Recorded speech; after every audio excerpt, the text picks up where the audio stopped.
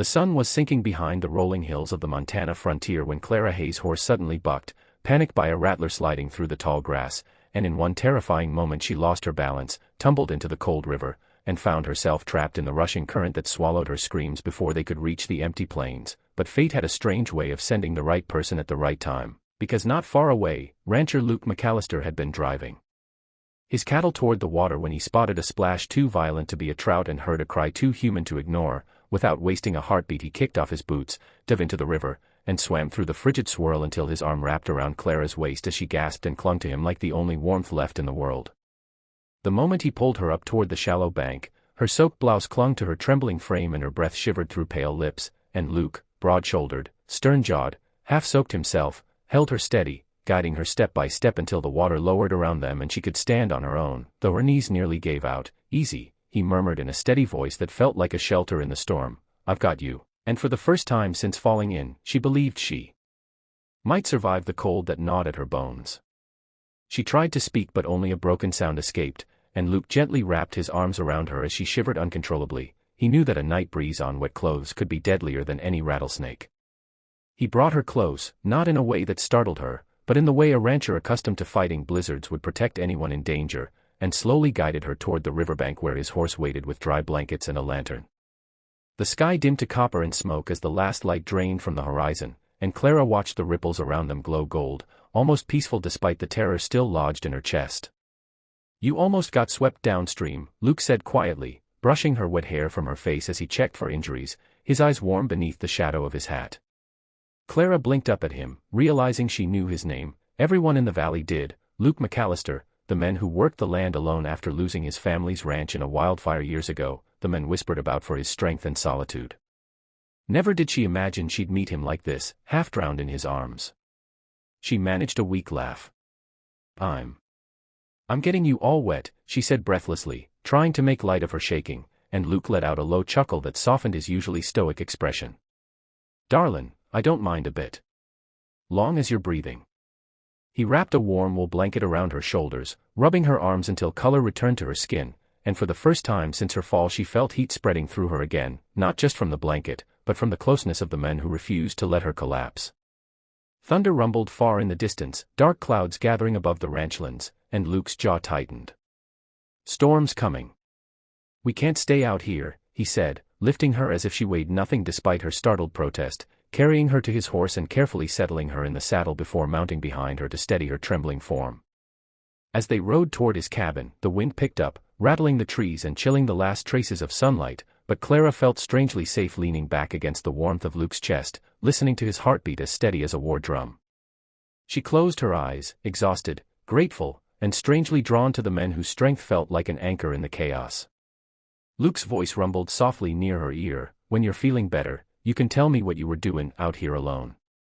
She nodded sleepily, and as the first raindrops kissed their skin, Luke nudged his horse into a faster pace, determined to get her somewhere warm before the storm hit.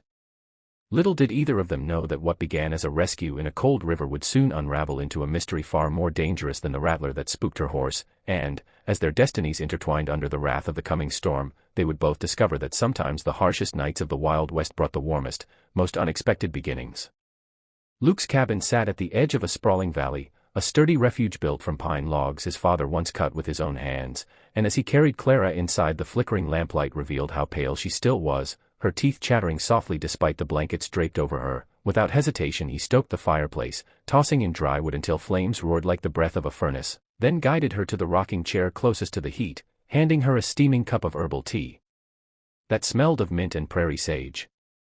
Clara's voice returned slowly, each word trembling with leftover fear as she explained that she'd been delivering a message to the sheriff in Pine Ridge about a group of bandits rumored to be creeping through the valley, men who'd been spotted near the old mining trail, men who didn't hesitate to steal, threaten, or worse, and Luke's eyes sharpened with concern, the firelight cutting across his rugged features as he leaned back, processing her story with a seriousness she'd seen only in lawmen and soldiers.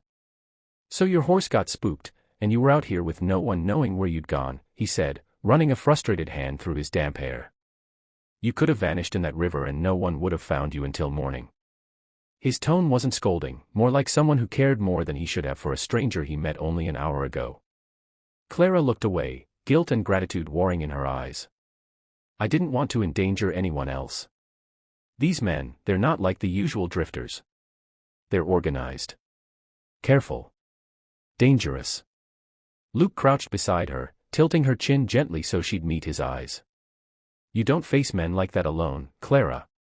Not out here. Not ever. Before she could reply, a sudden crash outside shattered the fragile quiet, a horse's whinny cut through the storm, followed by the unmistakable thud of boots on wet earth. Clara froze, her fingers tightening around the blanket.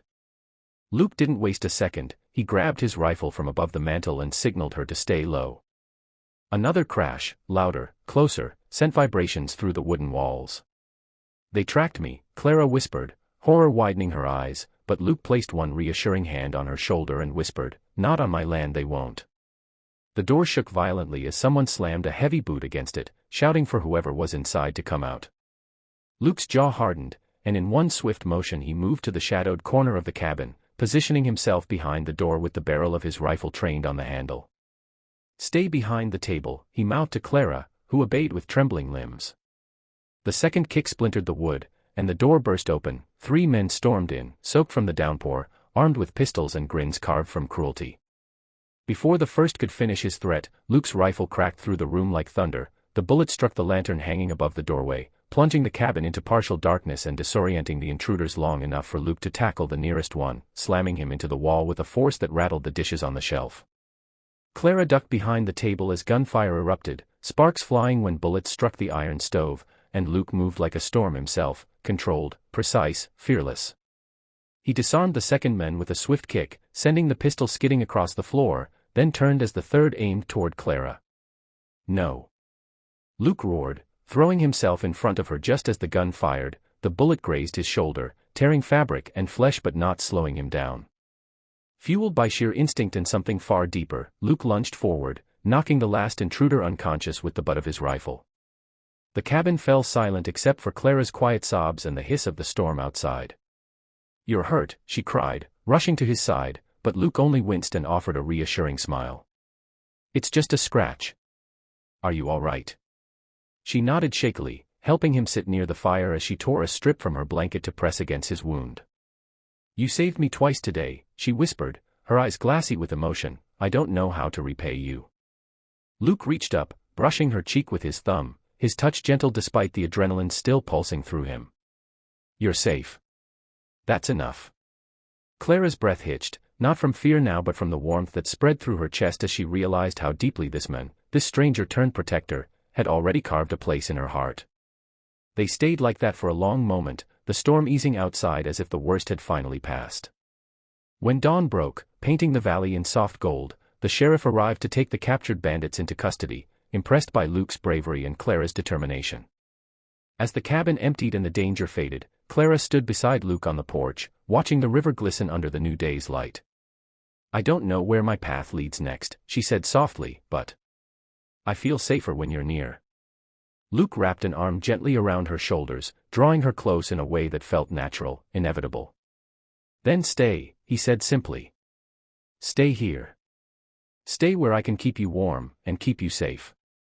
Clara looked up at him, her heart steady and brave for the first time in days. I think, she whispered, my place might just be here. And as the morning sun rose over the rugged Wild West, 2 souls, once strangers, found a beginning neither of them had expected. To everyone listening, watching, or reading this story, don't forget to subscribe to the channel, because more epic Wild West tales are coming, and you won't want to miss a single one.